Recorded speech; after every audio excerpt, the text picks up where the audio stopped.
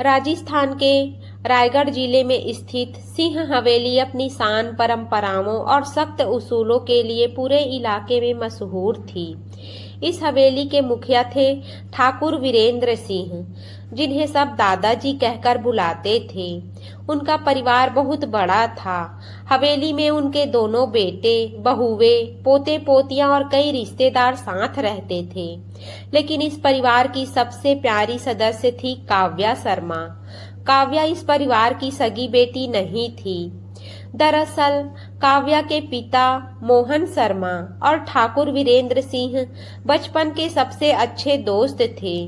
दोनों ने बचपन में एक दूसरे से वादा किया था कि चाहे जिंदगी उन्हें कहीं भी ले जाए, उनके परिवार हमेशा एक दूसरे का साथ देंगे।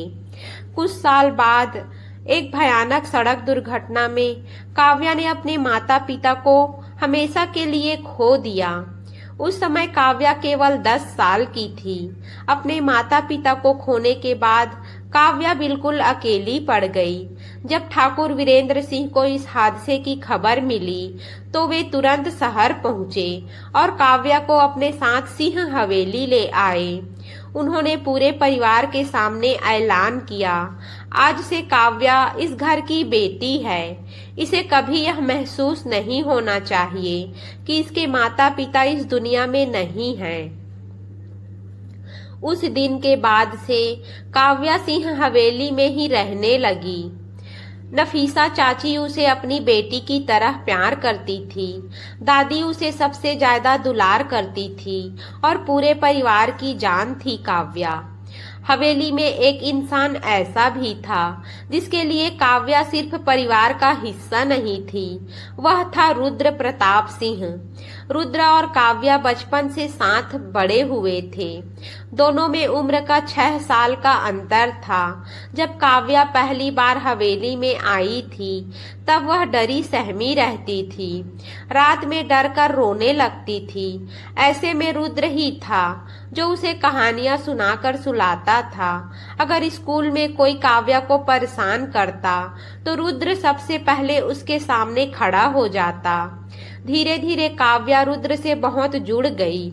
वह उसे अपना सबसे अच्छा दोस्त और सबसे भरोसेमंद इंसान मानती थी। लेकिन समय के साथ रुद्र के दिल में काव्या के लिए कुछ अलग ही एहसास जन्म लेने लगे।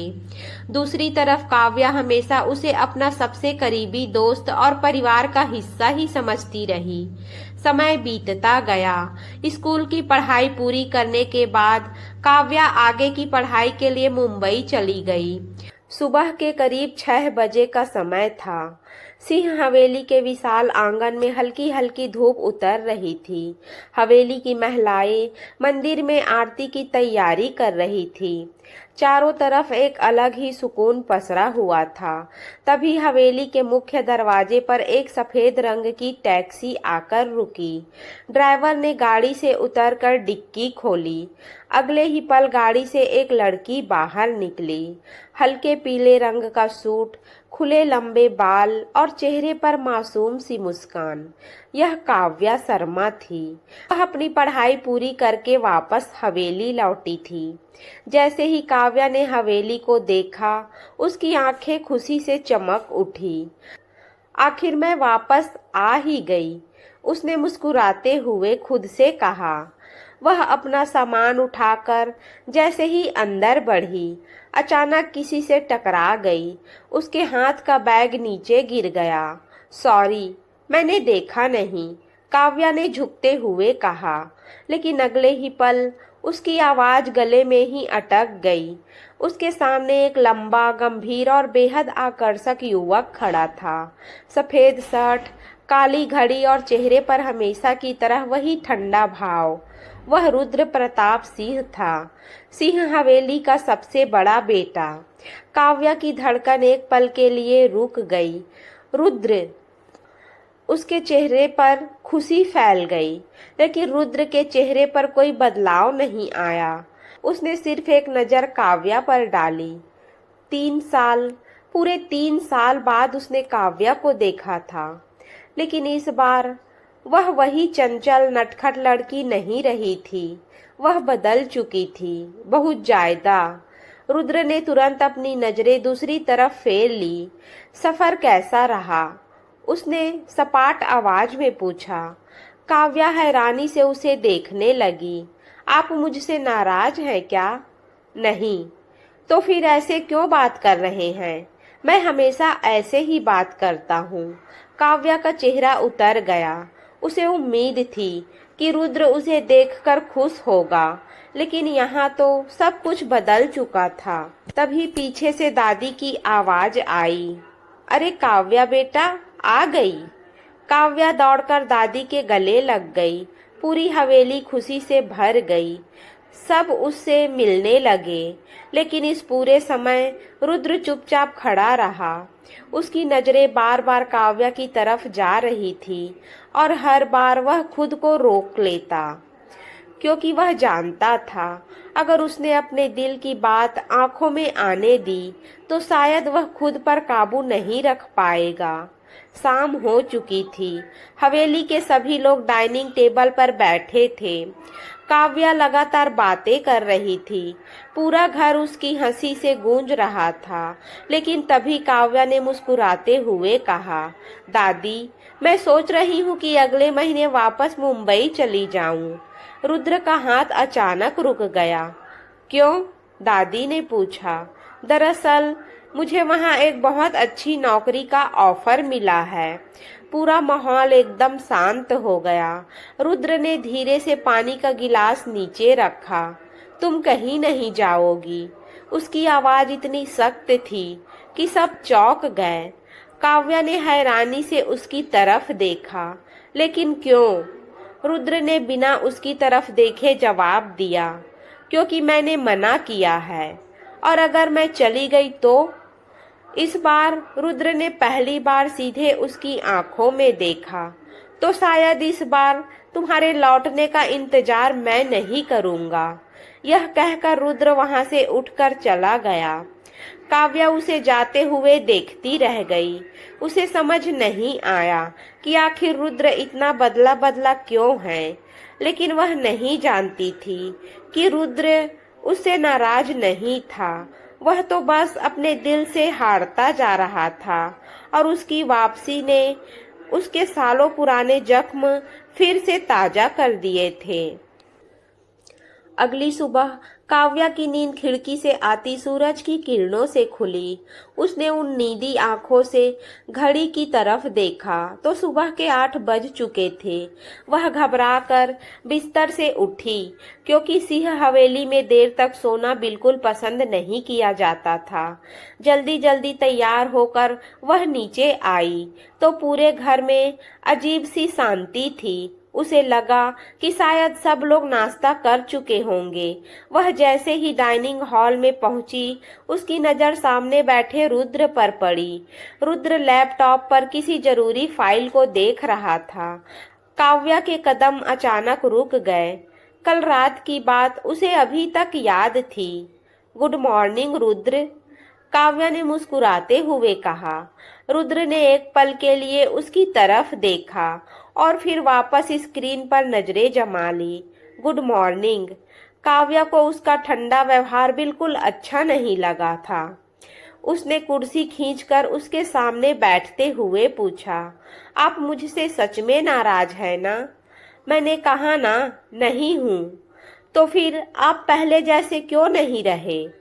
इस बार रुद्र ने लैपटॉप बंद किया और गहरी सांस लेते हुए बोला, काव्या, हर इंसान समय के साथ बदल जाता है, लेकिन आप इतने नहीं बदले थे जब मैं 3 साल पहले गई थी। रुद्र कुछ नहीं बोला। वह जानता था कि अगर उसने ज्यादा बात की तो शायद अपने जज्बात छुपा नहीं पाएगा। तभी दादी वहां आ गई। काव्या बेटा, आज शाम शर्मा परिवार के लोग आ रहे हैं। क्यों दादी? तुम्हें देखने। काव्या के हाथ से चाय का कप लगभग छूट गया। मुझे देखने? मतलब रिश्ता? दादी मुस्कुराई। हाँ बेटा, लड़का बहुत अच्छा है, विदेश में बिजनेस करता है। काव्या ने तुरंत रुद्र की तरफ देखा। उसे नहीं पता क्यों, लेकिन वह सबसे पहले उसी का रिएक्शन जानना चाहती थी। रुद्र का चेहरा बिल्कुल भावहीन था। दादी, अभी मुझे शादी नहीं करनी, काव्या ने धीरे से कहा।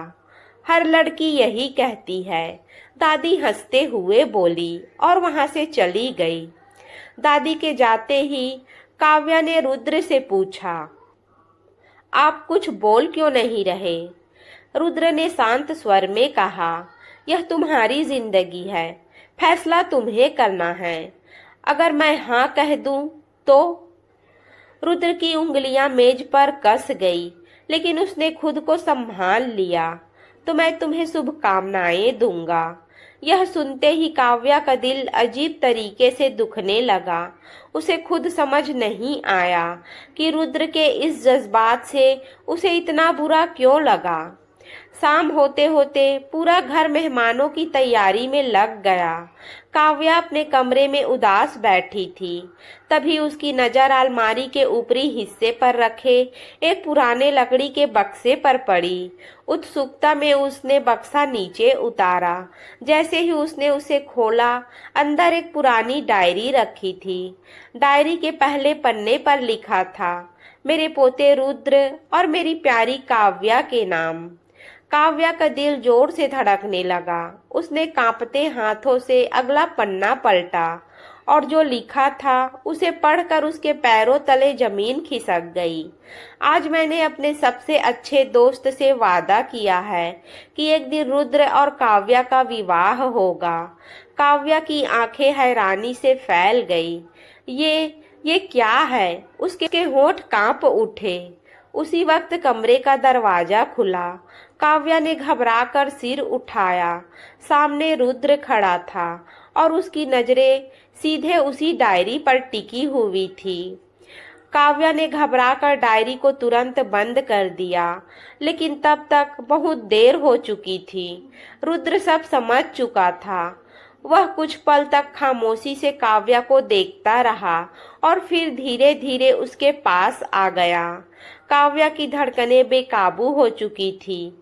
ये सब सच है? उसने कांपती आवाज में पूछा। रुद्र ने बिना कोई जवाब दिए डायरी उसके हाथ से लेकर टेबल पर रख दी। तुम्हें यह डायरी नहीं पढ़नी चाहिए थी, उसने शांत स्वर में कहा। काव्या हैरानी से उसे देखने लगी। मुझे नहीं पढ़नी चाहिए थी? मतलब इसमें जो लिखा है वह सच है? रुद्र ने गहरी सांस ली और खिड़की की तरफ देखने लगा। हाँ, दादाजी ने बचपन में ऐसा वादा किया था। काव्या कुछ सेकंड तक बिल्कुल चुप रही।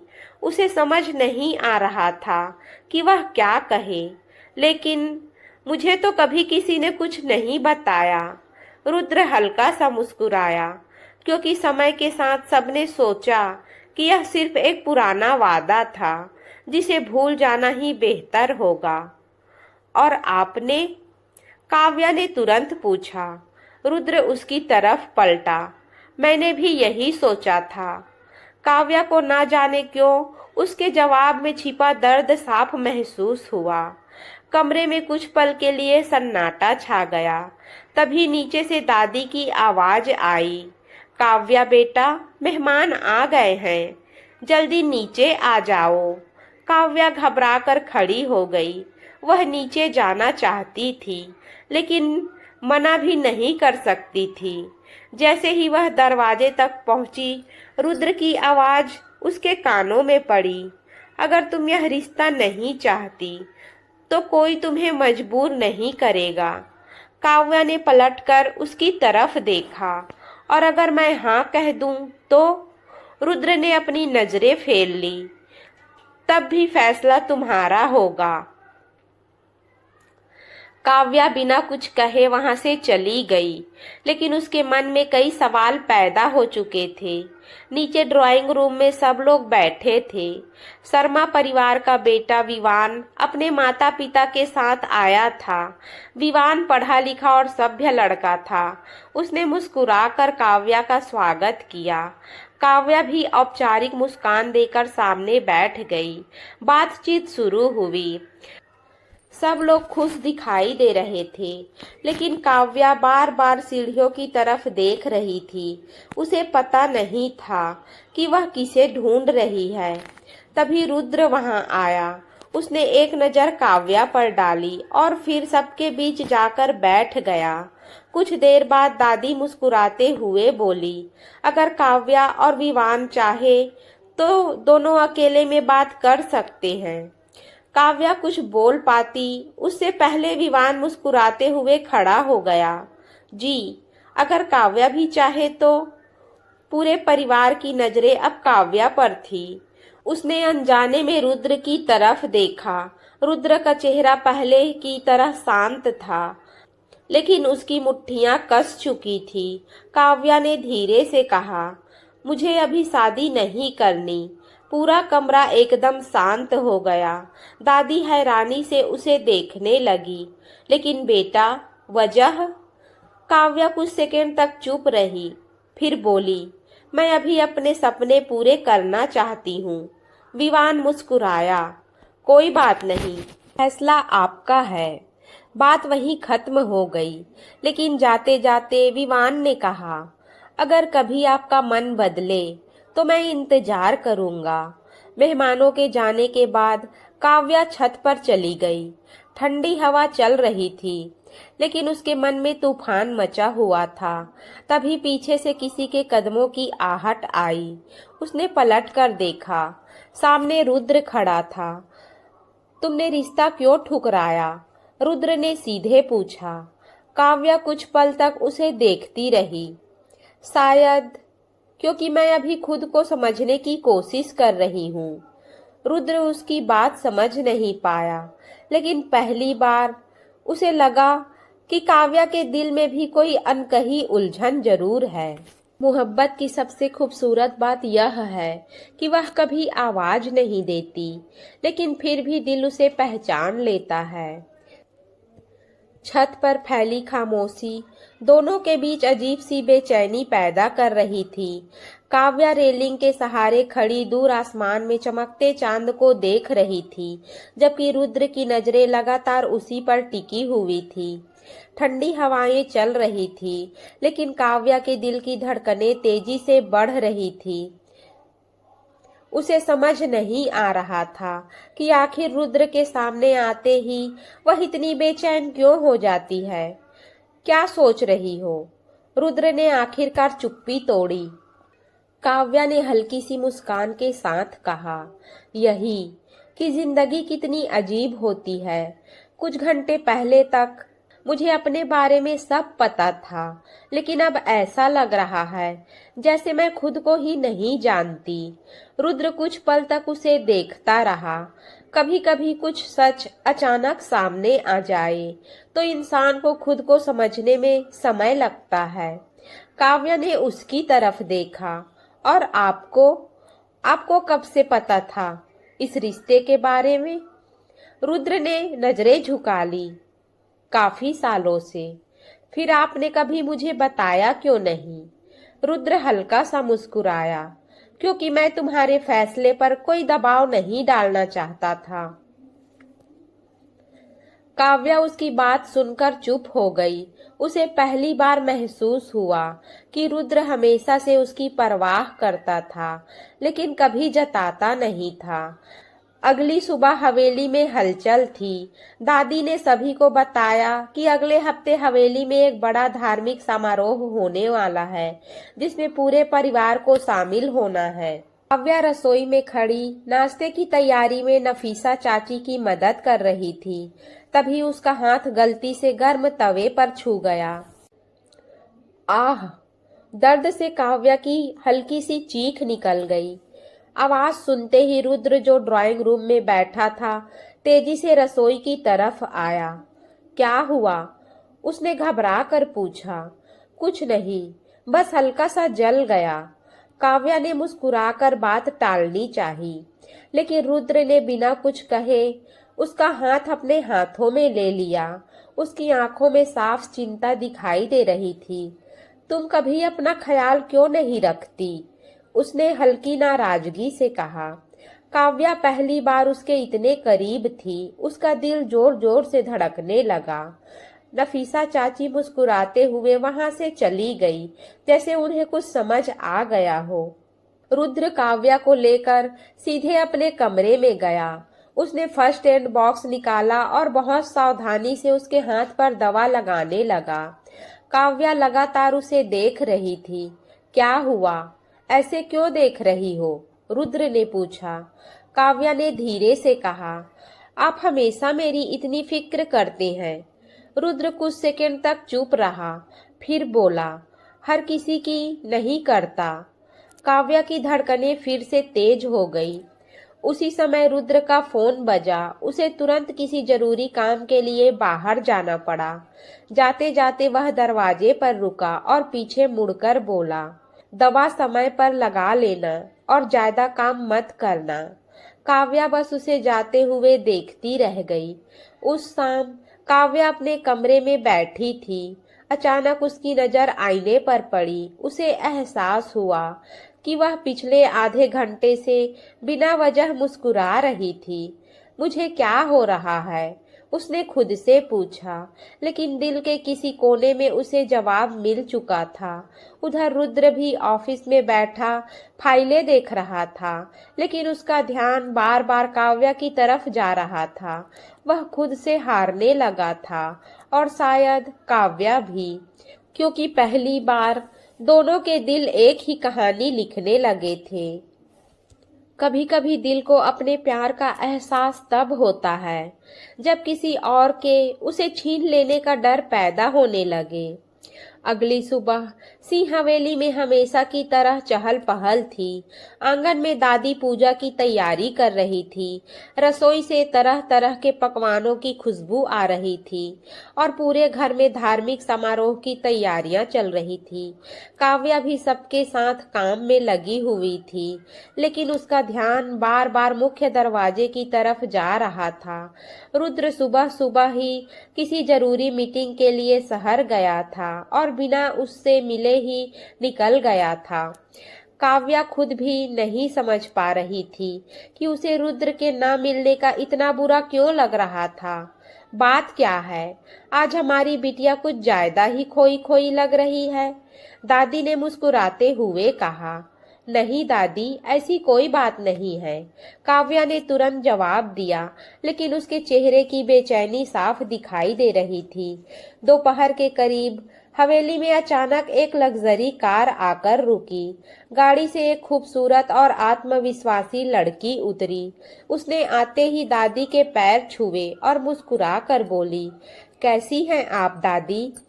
अरे सानवी बेटा, तुम अचानक? दादी खुशी से बोली। काव्या हैरानी से उस लड़की को देखने लगी। नफीसा चाची ने मुस्कुराते हुए कहा, काव्या, ये सानवी है, रुद्र की बहुत अच्छी दोस्त। बचपन से दोनों साथ पढ़े हैं। दोस्त? काव्या ने अनजाने में दोहराया। सिर्फ दोस्त नहीं, दादी ने हंसते हुए कहा। पूरे परिवार को हमेशा लगता था कि रुद्र और सानवी की शादी होगी। दादी की बात सुनते ही काव्या का चेहरा उतर गया। उसे समझ नहीं आया कि अचानक उसके दिल में इतनी बेचैनी क्यों होने लगी। शाम तक रुद्र भी वापस आ गया। जैसे ही उसने सानवी को देखा, उसके चेहरे पर हल्की मुस्कान आ गई। तुम कब आई? रुद्र ने पूछा। बस कुछ घंटे पहले, सानवी मुस्कुराई। दोनों आराम से बातें करने लगे। काव्या दूर खड़ी यह सब देख रही थी। उसे पहली बार किसी बात से इतना बुरा लग रहा था। रात को पूरे परिवार के साथ में डिनर किया। डाइनिंग टेबल पर सानवी रुद्र के बिल्कुल पास बैठी थी। दोनों पुरानी बात याद करके हंस रहे थे। काव्या चुपचाप खाना खा रही थी। अचानक सानवी ने कहा, रुद्र, याद है कॉलेज में सब हमें कपल समझते थे? रुद्र हल्का सा मुस्कुराया। हाँ, याद है। काव्या ने तुरंत पानी का गिलास उठाया, लेकिन घबराहट में पानी उसके कपड़ों पर गिर गया। अरे बेटा, ध्यान कहाँ है तुम्हारा? दादी ने पूछा। मैं अभी आती हूँ, कहकर काव्या तेजी से वहां से उठकर चली गई। अपने कमरे में पहुंचती ही उसने दरवाजा बंद कर लिया। मुझे क्या हो गया है, वह खुद से बुदबुदाई। रुद्र किससे बात करते हैं, किससे हंसते हैं, इससे मुझे फर्क क्यों पड़ रहा है। उसकी आंखों में हल्के आंसू आ गए। उधर रुद्र ने भी महसूस कर लिया था कि काव्या पूरे समय परेशान थी। कुछ देर बाद वह काव्या के कमरे के बाहर पहुंचा और दरवाजा खटखटाया। काव्या, दरवाजा खोलो, मुझे किसी से बात नहीं करनी, अंदर से आवाज आई। एक बार फिर दरवाजा खोलो प्लीज। कुछ सेकंड बाद काव्या ने दरवाजा खोला, लेकिन उसकी आंखें नम थी। क्या हुआ? रुद्र ने चिंतित होकर पूछा। कुछ नहीं, झूठ बोल रही हो। आपको क्या फर्क पड़ता है? काव्या ने अचानक गुस्से में कहा। रुद्र हैरानी से उसे देखने लगा। फर्क पड़ता है, बहुत पड़ता है, उसने धीमी आवाज में कहा। काव्या की नजरें उसकी आंखों से जा मिली। तो फिर आप सानवी के साथ इतने खुश क्यों थे? यह कहते ही काव्या खुद चुप हो गई, क्योंकि उसे एहसास हो गया था कि उसने क्या कह दिया। रुद्र कुछ पल तक उसे देखता रहा, फिर उसके होठों पर हल्की मुस्कान आ गई। तो बात यहाँ तक पहुंच चुकी है, उसने धीमे से कहा। काव्या घबरा गई। मेरा वो मतलब नहीं था। रुद्र धीरे धीरे उसके करीब आया। तुम्हें जलन हो रही थी? काव्या ने तुरंत नजरें झुका ली। उसका चेहरा शर्म से लाल हो चुका था और रुद्र पहली बार उसके दिल की अनकही बात समझ चुका था। काव्या पूरी तरह घबरा चुकी थी। उसने तुरंत अपनी नजरें झुका ली और बिना कुछ कहे रुद्र के सामने से निकलने की कोशिश करने लगी। लेकिन रुद्र ने धीरे से उसका हाथ पकड़ लिया। मेरे सवाल का जवाब दिए बिना कहीं नहीं जाओगी, उसने शांत लेकिन गंभीर आवाज में कहा। काव्या का दिल इतनी तेजी से धड़क रहा था कि उसे लग रहा था जैसे उसकी धड़कनों की आवाज पूरे कमरे में गूंज रही हो। मुझे किसी से जलन नहीं हो रही, उसने धीरे से कहा। रुद्र उसके चेहरे को ध्यान से देखता रहा। झूठ बोलते वक्त तुम्हारी आंखें हमेशा नीचे झुक जाती है, बिल्कुल बचपन की तरह। काव्या ने झटके से अपना हाथ छुड़ाया। आप हर बात क्यों समझ जाते हैं? उसने हल्की नाराजगी से पूछा। रुद्र मुस्कुराया।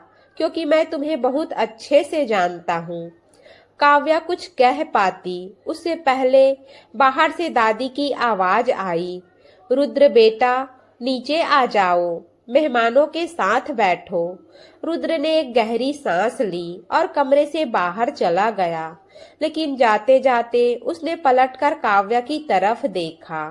और हाँ, सानवी सिर्फ मेरी दोस्त है, इससे ज्यादा कुछ नहीं, यह कहकर वह चला गया। काव्या काफी देर तक वहीं खड़ी रही। उसके होठों पर अनजाने में मुस्कान आ गई थी। अगली सुबह हवेली में धार्मिक समारोह की तैयारियां अपने अंतिम चरण में थी।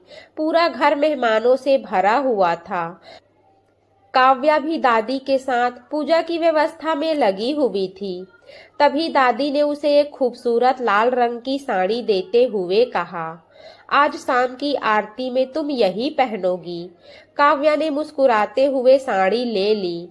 शाम होते होते पूरा सिंह हवेली दीपों की रोशनी से जगमगा उठा।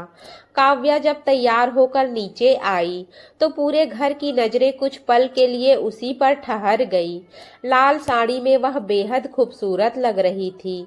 जैसे ही रुद्र की नजर उस पर पड़ी, वह कुछ सेकंड के लिए उसे देखता ही रह गया।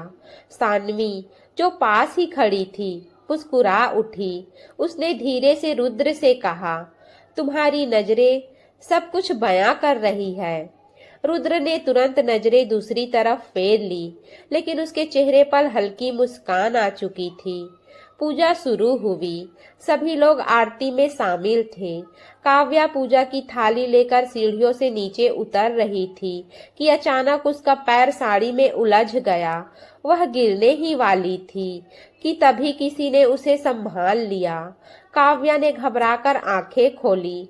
सामने रुद्र खड़ा था। उसकी बाहें काव्या को मजबूती से थामे हुए थी। कुछ पल के लिए दोनों की नजरें एक दूसरे में खो गई। आसपास मौजूद लोगों के चेहरे पर मुस्कान आ गई। संभल कर, रुद्र ने धीरे से कहा। काव्या ने धीमे से थैंक यू कहा और नजरें झुका ली। पूजा खत्म होने के बाद सभी लोग आंगन में बैठे थे। तभी दादी ने अचानक घोषणा की, अगले महीने हवेली में एक बहुत बड़ी खुशी आने वाली है। सब हैरानी से दादी को देखने लगे। दादी मुस्कुराई। मैं चाहती हूँ कि अब रुद्र भी अपनी जिंदगी के बारे में फैसला करे। यह सुनकर काव्या का दिल धक से रह गया। वह अनजाने में रुद्र की तरफ देखने लगी। दादी ने आगे कहा, बहुत जल्द हम रुद्र के लिए रिश्ता देखना शुरू करेंगे। काव्या के चेहरे की मुस्कान पल भर में गायब हो गई। उसे पहली बार किसी बात का इतना डर महसूस हुआ। रात को अपने कमरे में बैठी काव्या लगातार उसी बात के बारे में सोच रही थी। अगर रुद्र की शादी किसी और से हो गई तो? यह ख्याल आते ही उसकी आंखों में आंसू आ गए। उसी समय उसके फोन पर एक मैसेज आया, छत पर आओ, तुमसे जरूरी बात करनी है, रुद्र। काव्या का दिल फिर से तेजी से धड़कने लगा। उसने तुरंत आंसू पोंछे और छत की तरफ बढ़ गई। उसे बिल्कुल अंदाजा नहीं था कि आज की रात उसकी जिंदगी बदलने वाली थी। काव्या धड़कते दिल के साथ छत पर पहुंची। रात का सन्नाटा पूरे हवेली में फैला हुआ था। ठंडी हवाएं चल रही थी और आसमान में चमकता चांद छत को हल्की चांदनी से रोशन कर रहा था। रुद्र रेलिंग के पास खड़ा दूर आसमान को देख रहा था। काव्या के कदमों की आहट सुनकर वह धीरे से उसकी तरफ पलटा। कुछ पल तक दोनों बिना कुछ कहे एक दूसरे को देखते रहे। आपने मुझे यहाँ क्यों बुलाया? काव्या ने आखिरकार चुप्पी तोड़ी। रुद्र कुछ सेकंड तक खामोश रहा, जैसे सही शब्द ढूंढ रहा हो। क्योंकि मैं तुमसे एक जरूरी बात पूछना चाहता हूँ। कौन सी बात? रुद्र उसकी आंखों में देखते हुए बोला, अगर दादी मेरे लिए रिश्ता देखना शुरू कर दे और मेरी शादी किसी और से हो जाए तो क्या तुम्हें फर्क पड़ेगा? यह सवाल सुनते ही काव्या एकदम चुप हो गई। उसने कभी इस बारे में गंभीरता से नहीं सोचा था, लेकिन जैसे ही उसने रुद्र को किसी और के साथ सोचने की कोशिश की, उसके दिल में अजीब सा दर्द उठने लगा। मुझे नहीं पता, उसने धीरे से कहा। रुद्र हल्का सा मुस्कुराया। झूठ? मैं झूठ नहीं बोल रही। तो मेरी आंखों में देखकर कहो कि मेरी शादी से तुम्हें कोई फर्क नहीं पड़ेगा। काव्या ने उसकी आंखों में देखने की कोशिश की, लेकिन अगले ही पल नजरें झुका ली। वह ऐसा नहीं कह पाई। रुद्र के चेहरे पर हल्की सी मुस्कान आ गई। बस मुझे मेरा जवाब मिल गया। काव्या ने घबरा कर कहा, आप हर बात का गलत मतलब क्यों निकालते हैं? क्योंकि दिल की बातें अक्सर आंखें बता देती है काव्या। काव्या का चेहरा हल्का लाल हो गया। उसने तुरंत बात बदलते हुए पूछा, और अगर मैं आपसे यही सवाल पूछूं तो? अगर मेरी शादी किसी और से हो जाए तो आपको फर्क पड़ेगा? रुद्र कुछ पल तक उसे देखता रहा, फिर उसने बिना झिझक के जवाब दिया, बहुत ज्यादा। काव्या ने हैरानी से उसकी तरफ देखा। रुद्र धीरे धीरे उसके करीब आया। इतना ज्यादा कि शायद मैं खुद को कभी माफ नहीं कर पाऊंगा। काव्या की धड़कनें अब बेकाबू हो चुकी थी। वह समझ नहीं पा रही थी कि आखिर उसके साथ क्या हो रहा है। उसी समय तेज हवा चली और काव्या के बाल उसके चेहरे पर आ गए। रुद्र ने अनजाने में उसके चेहरे से बाल हटाए। दोनों कुछ सेकंड तक एक दूसरे को देखते रहे। ऐसा लग रहा था जैसे समय थम गया हो। तभी नीचे से दादी की आवाज आई, काव्या बेटा, कहाँ हो तुम? दोनों एकदम से होश में आए। काव्या घबराकर पीछे हटी। मुझे जाना चाहिए, उसने जल्दी से कहा। जैसे ही वह मुड़ी, रुद्र ने उसका हाथ पकड़ लिया और अपनी ओर खींच लिया। काव्या सीधे रुद्र की बाहों में आ गिरी। कुछ पल तक दोनों उसी तरह खड़े रहे। लगता है किस्मत बार बार तुम्हें मेरे पास भेज देती है, रुद्र ने मुस्कुराते हुए कहा। काव्या ने तुरंत खुद को उससे अलग किया और शर्माते हुए वहां से भाग गई। अपने कमरे में पहुंचकर वह दरवाजे से टिककर खड़ी हो गई। उसका दिल अभी भी तेजी से धड़क रहा था। उसने पहली बार खुद से स्वीकार किया कि रुद्र उसके लिए सिर्फ परिवार का सदस्य नहीं रह गया था। उधर छत पर खड़ा रुद्र मुस्कुरा रहा था। सालों से जिस एहसास का वह इंतजार कर रहा था, आज उसकी एक हल्की सी झलक उसे काव्या की आंखों में दिखाई दे चुकी थी। अगली सुबह सिंह हवेली में असामान्य हलचल थी। घर के सभी सदस्य मुख्य दरवाजे के पास खड़े किसी खास मेहमान का इंतजार कर रहे थे। काव्या सीढ़ियों से नीचे उतर रही थी, लेकिन उसकी नजरें बार बार रुद्र को तलाश रही थी। पिछली रात छत पर जो कुछ हुआ था, उसके बाद से वह खुद को रुद्र से नजरें मिलाने के लिए तैयार नहीं कर पा रही थी। तभी हवेली के बाहर एक काली रंग की लग्जरी कार आकर रुकी। कार का दरवाजा खुला और उसमें से एक स्मार्ट और हैंडसम युवक बाहर निकला।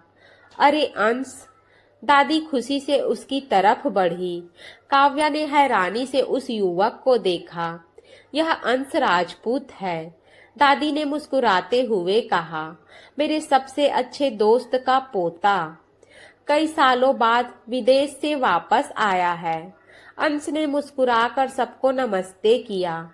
उसकी नजर जैसे ही काव्या पर पड़ी, वह कुछ पल के लिए ठिठक गया। आप काव्या हैं? उसने मुस्कुराते हुए पूछा। काव्या ने हल्के से सिर हिला दिया। दादी आपकी बहुत तारीफ करती है, लेकिन सच कहूँ तो उन्होंने आपकी खूबसूरती के बारे में कम ही बताया था। काव्या हल्का सा मुस्कुरा दी, लेकिन कुछ दूरी पर खड़ा रुद्र यह सब देख रहा था। न जाने क्यों अंश का काव्या से इस तरह बात करना उसे बिल्कुल अच्छा नहीं लग रहा था। दोपहर तक अंश और काव्या की अच्छी बातचीत होने लगी। दोनों ने साथ में हवेली का बगीचा भी देखा।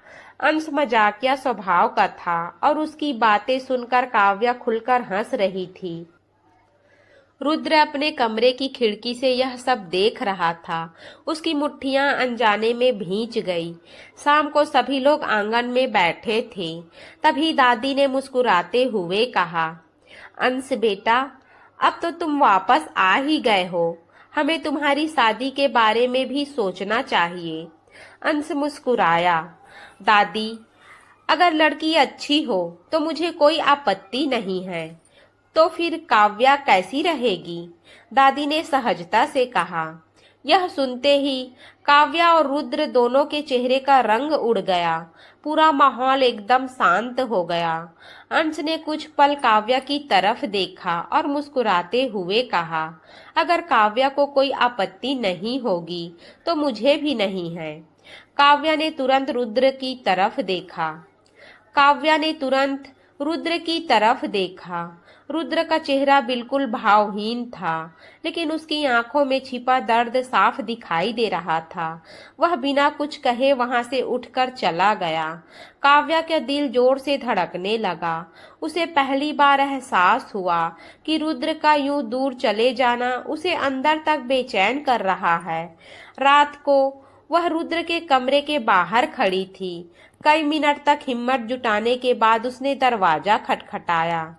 अंदर आ जाओ, अंदर से आवाज आई। काव्या धीरे से कमरे में दाखिल हुई। रुद्र खिड़की के पास खड़ा बाहर देख रहा था। आप नाराज हैं?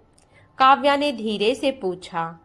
रुद्र मुस्कुराया, लेकिन उसकी मुस्कान में दर्द साफ झलक रहा था। नहीं, झूठ मत बोलिए। रुद्र ने उसकी तरफ देखा।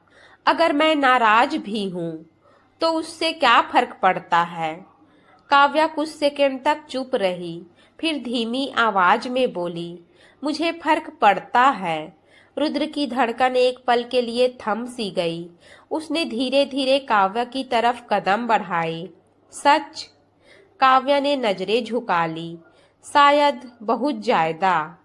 रुद्र कुछ कहने ही वाला था कि तभी दरवाजे पर जोर से दस्तक हुई।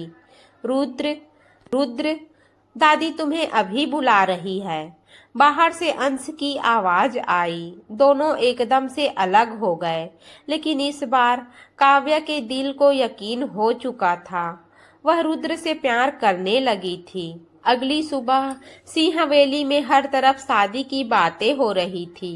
दादी ने साफ शब्दों में कह दिया था कि अब वह काव्या की शादी का फैसला जल्द से जल्द करना चाहती है। काव्या पूरी रात सो नहीं पाई थी। उसे अब अपने दिल की बात समझ आ चुकी थी। वह रुद्र से प्यार करती थी और यह एहसास उसे किसी भी कीमत पर खोना नहीं था।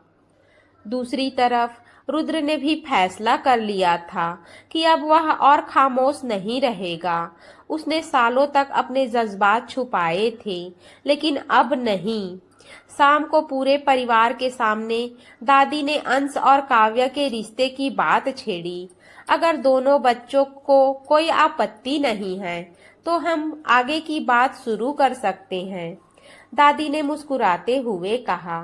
काव्या का दिल जोर जोर से धड़कने लगा। उसने घबराकर रुद्र की तरफ देखा। रुद्र अपनी जगह से उठा और सबके सामने आकर खड़ा हो गया। दादी, यह रिश्ता नहीं हो सकता। पूरा हॉल एकदम शांत हो गया। क्यों नहीं हो सकता? दादी ने हैरानी से पूछा। रुद्र ने एक गहरी सांस ली। क्योंकि मैं काव्या से प्यार करता हूँ। यह सुनते ही सबके चेहरे पर हैरानी छा गई। काव्या की आंखें नम हो गई। और सिर्फ आज से नहीं, बल्कि कई सालों से मैंने हमेशा काव्या की खुशी को अपनी खुशी माना है। अगर वह किसी और के साथ खुश होगी तो मैं पीछे हट जाऊंगा, लेकिन अगर उसके दिल में भी मेरे लिए कुछ है तो मैं उसे खोना नहीं चाहता। सभी की नजरें अब काव्या पर थी। काव्या की आंखों से आंसू बहने लगे। वह धीरे धीरे चलकर रुद्र के पास आई। मुझे नहीं पता कि मुझे आपसे कब प्यार हुआ, उसने कांपती आवाज में कहा, लेकिन अब इतना जरूर जानती हूँ कि आपके बिना मैं अपनी जिंदगी की कल्पना भी नहीं कर सकती। यह सुनते ही रुद्र की आंखें भी भर आई। दादी मुस्कुराने लगी। अंश भी मुस्कुराते हुए आगे आया। मुझे तो पहले दिन से ही समझ आ गया था कि आप दोनों एक दूसरे के लिए ही बने हैं। पूरा परिवार खुश हो गया। कुछ दिनों बाद सिंह हवेली दुल्हन की तरह सजाई गई। आज रुद्र और काव्या की शादी थी। लाल जोड़े में सजी काव्या बेहद खूबसूरत लग रही थी, जबकि शेरवानी में रुद्र की नजरें बार बार सिर्फ उसी को तलाश रही थी। 7 फेरों के दौरान रुद्र ने धीरे से काव्या का हाथ थाम लिया। अब तो कहीं नहीं जाओगी ना? उसने मुस्कुरा कर पूछा। काव्या की आंखें नम हो गई। अब अगर गई भी तो आपके साथ ही जाऊंगी। दोनों मुस्कुरा उठे। शादी के बाद जब काव्या विदा होकर सिंह हवेली पहुंची तो दादी ने मुस्कुराते हुए कहा, आज से यह घर सिर्फ रुद्र का नहीं, तुम्हारा भी है। रुद्र ने धीरे से काव्या का हाथ अपने हाथ में लिया। यह घर तो पहले भी तुम्हारा था, बस आज तुम्हें तुम्हारा हक मिल गया। काव्या ने मुस्कुराते हुए उसके कंधे पर सिर रख दिया। आंगन में खड़े सभी लोग उन दोनों को देखकर खुश हो रहे थे। आखिर वर्षों का इंतजार खत्म हो चुका था। 2 दिल जो हमेशा से एक दूसरे के लिए धड़कते थे, आज हमेशा के लिए एक हो गए थे। और इस तरह रुद्र और काव्या की मोहब्बत की कहानी एक खूबसूरत, रोमांटिक और खुशहाल मोड़ पर हमेशा के लिए मुकम्मल हो गई। दोस्तों, कहानी अच्छी लगी हो तो वीडियो को लाइक करें, चैनल को सब्सक्राइब करें। मिलेंगे अगले कहानी में, तब तक के लिए आप सभी का दिल से धन्यवाद।